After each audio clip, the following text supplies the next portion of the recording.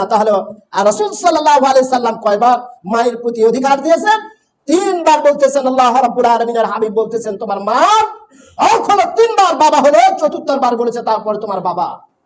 এখন এখানে একটা কথা হতে পারে, পিতা হলো উপার্জন করে, মা কেন এত 3 বার হকদার হয়? কারণ ভাইয়ের আমার বন্ধুগণ, মার হক অধিকার বেশি।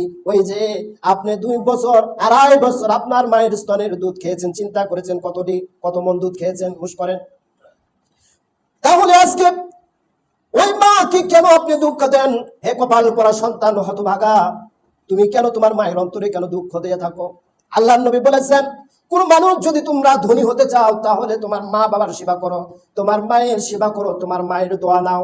আল্লাহ রাসূল বলেছেন, মা যদি কোনো সন্তানের জন্য দোয়া করে, আর দোয়াউল ইবাদাত, সকল ইবাদতের মগজ হলো দোয়া। কোন মা যদি কোনো সন্তানের জন্য দোয়া করে, সারা পৃথিবীর মানুষের দোয়া বিফলে যেতে পারে, কিন্তু মায়ের দোয়া কখনো বিফলে যায় না। আর মায়ের দোয়া 7 আসমান ছিদ্র দিয়ে পাড়ি দিয়ে আল্লাহর আরশে আজিমে পৌঁছায় যায়। আল্লাহ রাব্বুল